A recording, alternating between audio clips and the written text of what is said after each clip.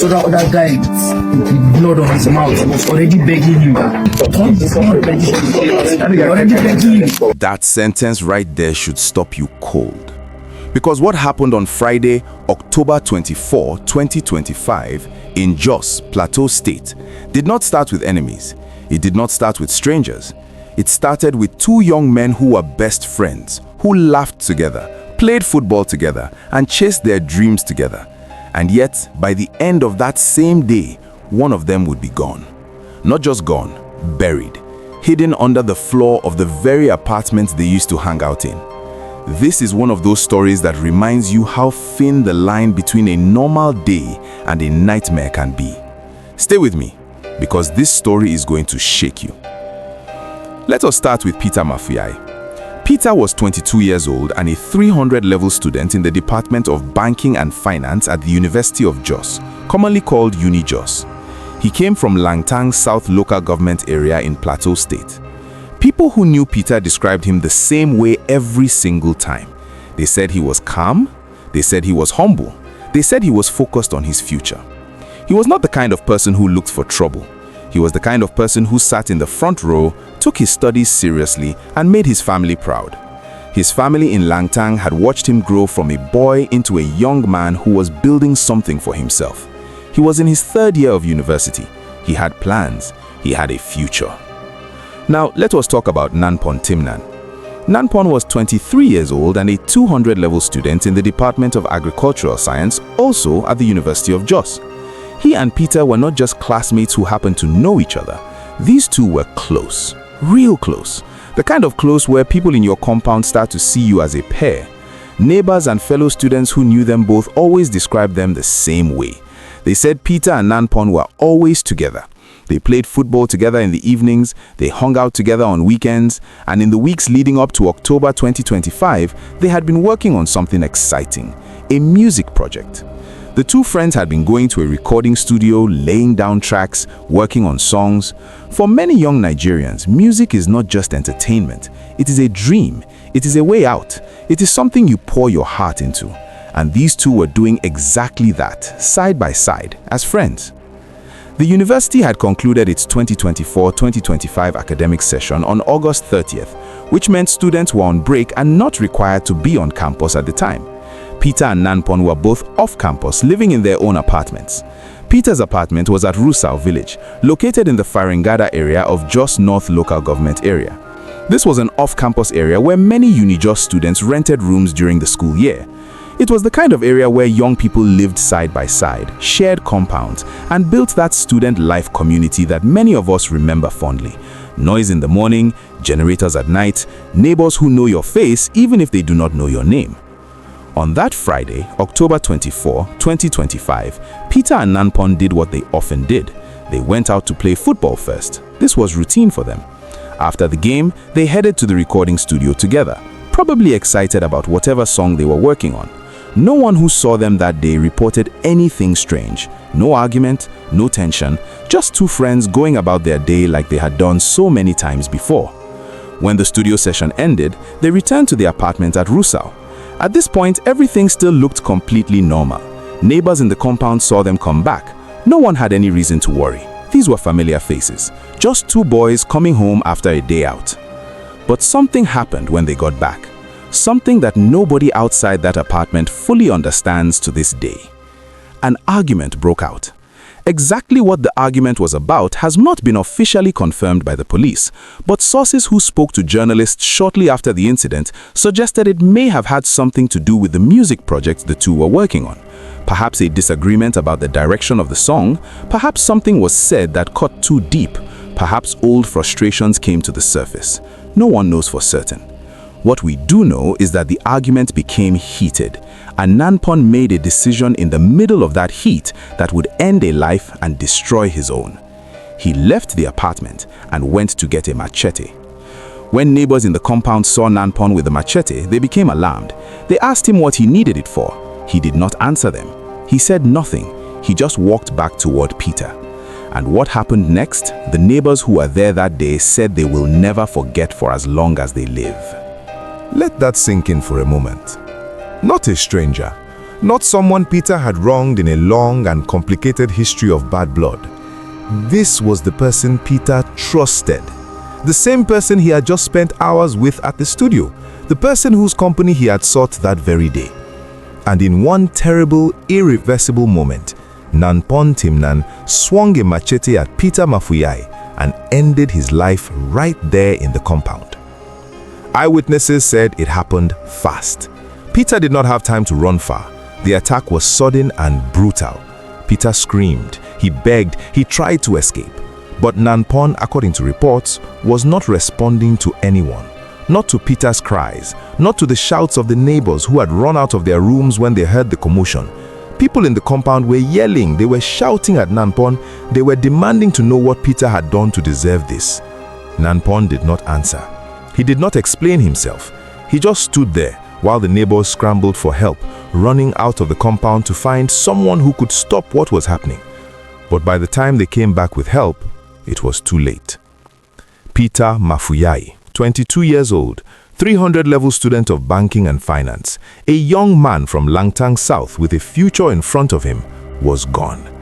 He had been unalived by someone he called a friend on an ordinary Friday in the middle of an off-campus compound in Jos. Now here's the part of the story that truly chilled everyone who heard it. Nanpon did not run. He did not panic and flee the scene. He did not try to hide in a nearby area or jump a fence.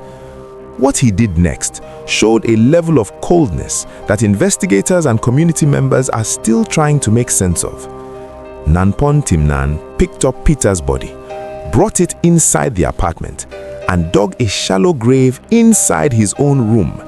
He put Peter's remains in that grave.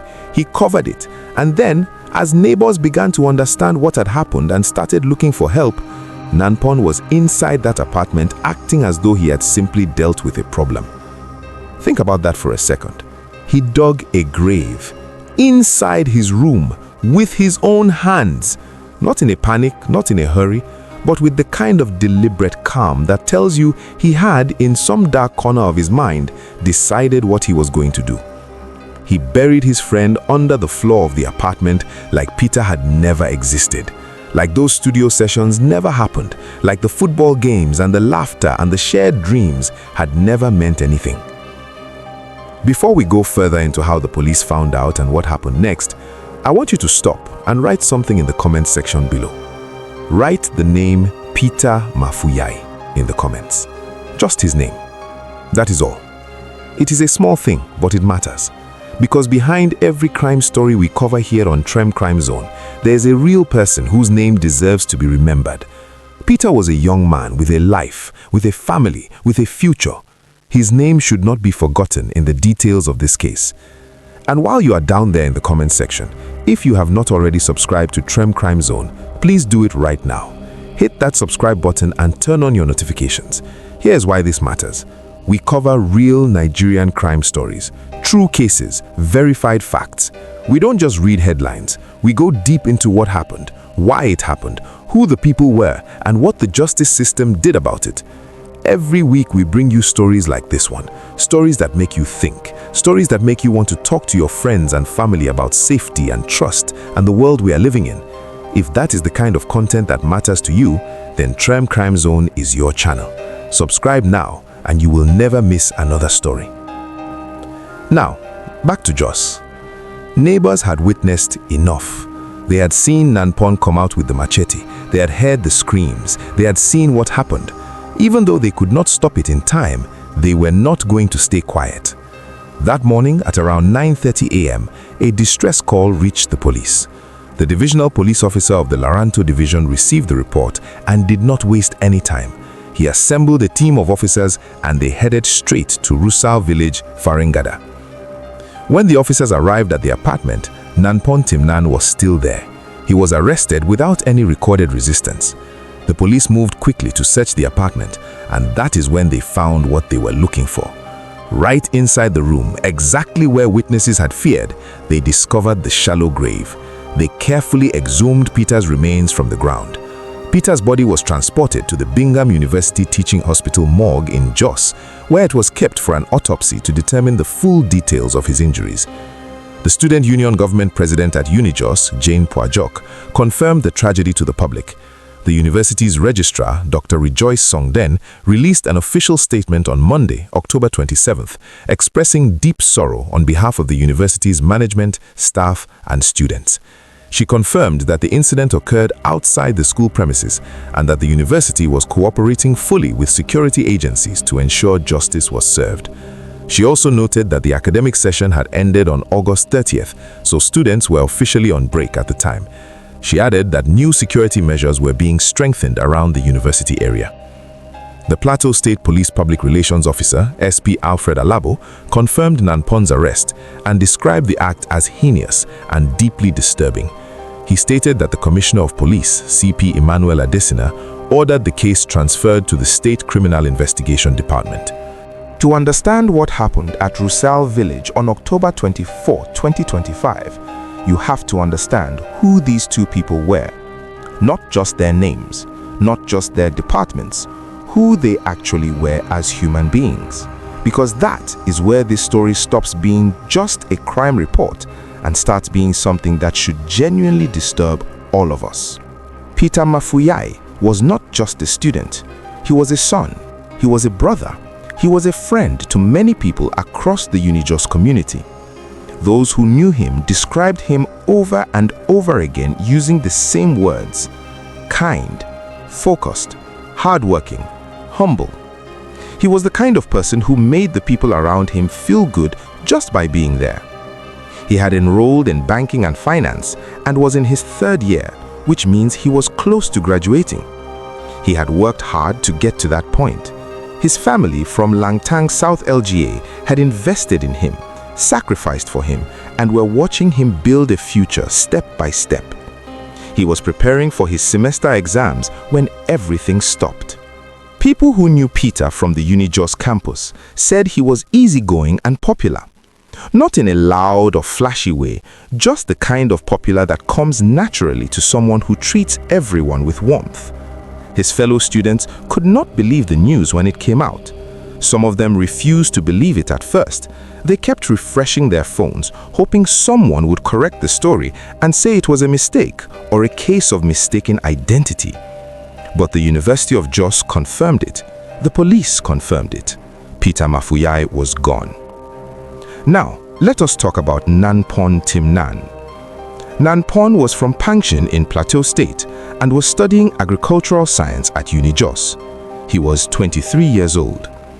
People who knew him described him in a way that made the whole situation even harder to process.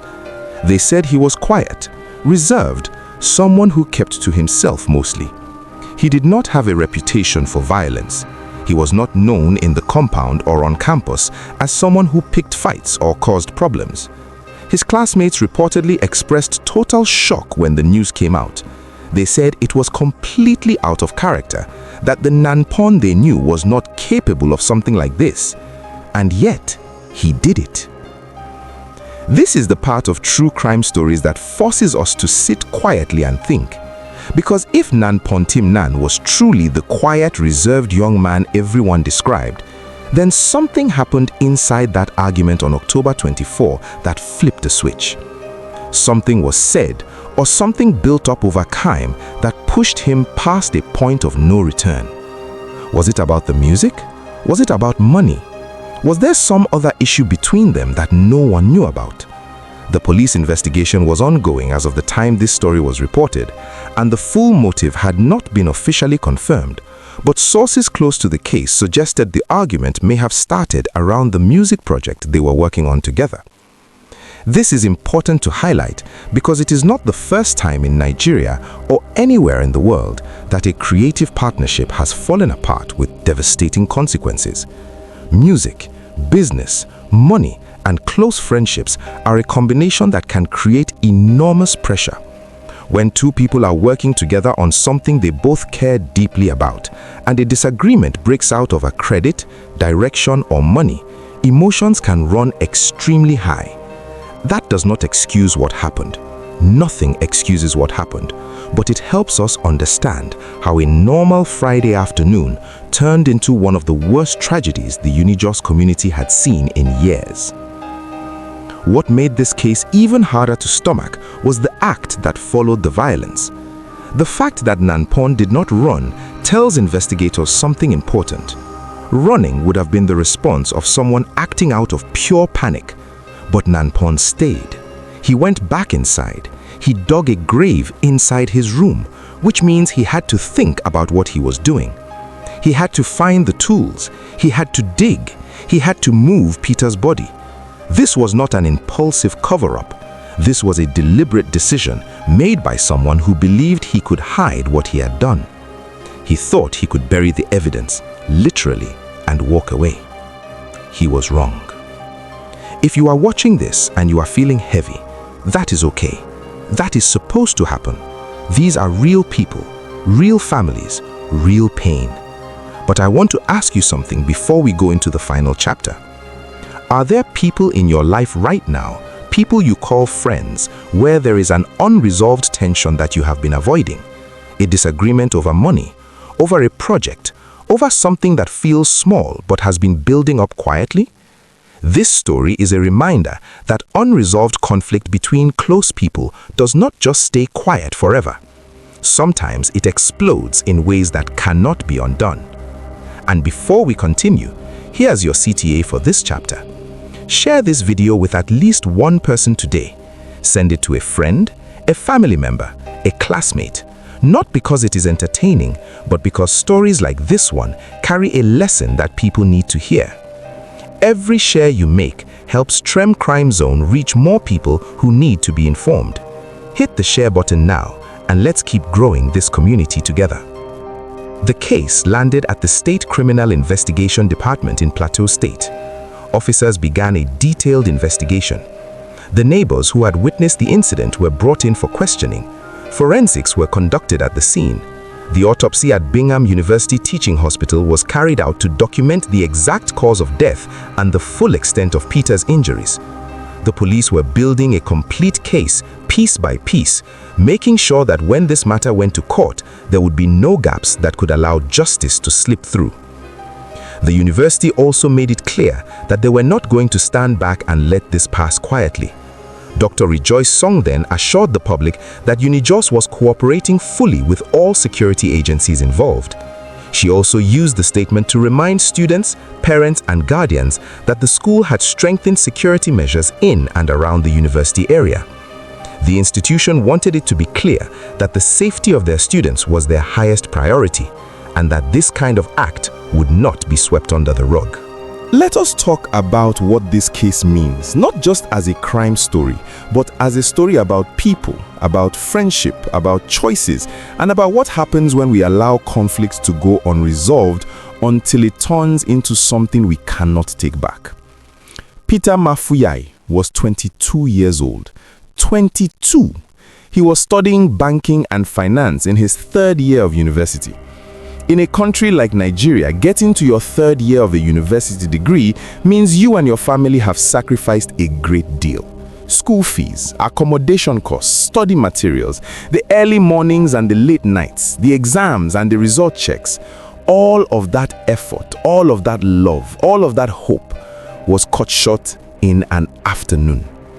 Nanpon Timnan is now in police custody with his case transferred to the State Criminal Investigation Department under the directive of CP Emmanuel Adesina. Under Nigerian law, this case is not a small matter. The charge is murder, and murder in Nigeria carries extremely serious consequences. If the court finds Nanpon guilty, the sentence could be life imprisonment or worse. At 23 years old, Nanpon has thrown away his own future along with Peter's. He was studying agricultural science. He had a life ahead of him too.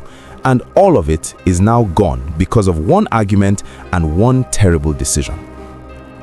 The music project they were working on will never be finished. Whatever song they had been laying down in that studio on the very day of Peter's death will never be heard. The football games are over, the studio sessions are over, the friendship is over, and one of them paid for it with his life. Now here's what we need to take away from this. There are several clear lessons in this story, and I want to go through each one carefully because they matter. The first lesson is this: Conflict between close people is often the most dangerous kind. We tend to think that danger comes from strangers, from armed robbers, from people we do not know. But some of the most painful cases we cover here on Trem Crime Zone involve people who trusted each other, roommates, friends, family members. Nanpon and Peter were not enemies, they were close friends. That closeness was what made the argument personal enough to become deadly. When you are walking with someone you care about and something goes wrong, the hurt goes deeper. And if that hurt is not addressed properly, it can grow into something nobody planned. The second lesson is about the people around us who might be struggling in ways we cannot see. Nanpon was described as quiet and reserved. Nobody around him saw this coming. But quiet people carry things too. Stress, pressure, frustration that has no outlet. We do not know exactly what was building inside Nanpon for that day, but this story asks all of us to pay closer attention to the people in our lives who go quiet, who stop talking, who seem fine on the surface but are carrying something heavy underneath. A conversation, a check-in, a simple "how are you really doing" can sometimes open a door that prevents something terrible. The third lesson is about the way we handle disagreements, especially in creative and financial partnerships. Two friends working on music together sounds wonderful, but music involves egos, involves credit, involves money, and involves deeply personal creative vision. When those things collide without clear communication and mutual respect, friendships can crack. This is not just true for music, it is true for any situation where friends go into business or creative work together. Have clear agreements, talk about expectations early, and when a disagreement comes up, handle it before it grows. The fourth lesson is about the importance of community accountability. Neighbors at Rusau Village saw Nanpon take that machete. They tried to intervene, they called for help, they reported to the police at 9:30 in the morning. Their courage to speak up is part of why justice is now being served. In many communities across Nigeria, people witness things and stay silent out of fear or because they do not want to get involved. These neighbors did the right thing. They raised their voices even when it was dangerous to do so. That is the kind of community spirit that saves lives and ensures that criminals do not walk free. The fifth lesson is the hardest one to say, but the most important. No matter what the argument was about, no matter what was said in that apartment on October 24th, no matter how real the anger felt in that moment, nothing that Peter could have said or done in that argument deserved what happened to him. Nothing. There is no version of a disagreement between friends that requires someone to lose their life. If you are ever in a situation where your anger is becoming dangerous, you have to walk away. Leave, go outside, call someone, remove yourself from the situation. Because the moment you cross that line, you cannot uncross it. Nanpon cannot undo what he did. He cannot bring Peter back. He cannot give Peter's family back their son. He cannot take back that machete or that shallow grave or any of it. All he has now is the rest of his life to live with what he did, and Peter's family has the rest of their lives to live without their son. Justice for Peter Mafuyai is now in the hands of the Plateau State Police and the Nigerian legal system. The case has been transferred to the State Criminal Investigation Department. Investigations are ongoing. When this matter goes to court, the evidence will speak and the law will have its say. But justice through the courts, as important as it is, does not fill the hole that Peter's absence has left. His parents in Langtang South will still wake up every morning without their child. His friends at Jos will still look at his old seat and remember. His department will still graduate a class that does not include him. That is the real cost of this story. Not just a court case, not just a charge and a sentence, but a family permanently broken, a community permanently scarred, and a future permanently stolen. This is Trem Crime Zone, and we cover these stories because they need to be told, because Peter Mafuyai deserves to be remembered, because families across Nigeria who have lost loved ones to violence deserve to know that their pain is seen and that people are paying attention. So that other guy with blood on his mouth was already begging him that he has already turned his blood. He already begging him, stop, stop. See, any of us that come close to They even took attempt to the other guy. They now went back. Say, hold the cutlass. Say, she will not get involved. She will not wait. We started begging him, I beg, bro, if you know God, leave this boy. If you know God, leave this boy. If you know God, leave this boy. You see him, God no involved for this matter. He definitely damn. See, guy, leave this guy, just open down. Now we get chance to open this door. As we open this door, we ran outside. This other one was still locked. As this one was locked, this one now went outside now. Then the guy now, as he now saw that we were going outside now, they shouting. Then went and carried the guy that was bleeding and drop on top this sand. The other guy now carried him now and dropped him on top here. Now told me I should go and ask for help. I started shouting the area, let people come and help. Nobody came. Then as the other guy he now chased the other guy with that same cutlass. Now chased the other guy, let the other guy come out. What time is that? 12 something. What? The other guy went out to just carry padlock and lock this door. We're outside, we're hearing sound of food. He continued hitting him. I was not like that time. Was not like that time when he has already come outside. He continued hitting me. We do not cover these stories to shock you. We cover them because awareness is a form of protection. When you know how these things happen, you are better equipped to see the warning signs in your own life and the lives of the people you love. So here's what I'm asking you to do right now. Number 1, drop a comment below. Tell me your thoughts on this case. Tell me what you took away from it. Tell me what made you angry or sad or thoughtful. This conversation matters and your voice is part of it. Number 2, if you haven't subscribed to Trem Crime Zone yet, do it now. We bring you verified, researched, deeply reported Nigerian true crime stories every week. You won't get shallow headlines here. You will get the full story, the real people behind it, and the lessons that matter. Hit subscribe and turn on the bell so you never miss a story. Number 3, share this video. Send it to someone who needs it. A young student, a parent, a friend who is in a tense situation with someone close to them. These stories are not just for watching, they are for sharing. Because every person who watches this video might carry one lesson from it that prevents something terrible in their own life. Peter Mafuyai was 22 years old. He walked into a studio with his friend on a Friday morning full of life and plans and music and the ordinary joy of being young. He never walked out of that compound. Let his name mean something. Let his story change something in how we see the people around us and how we handle the conflicts that life puts in our path. Rest, Peter. You were too young and the world should have been better to you. This has been Trem Crime Zone. Thank you for watching. See you in the next one.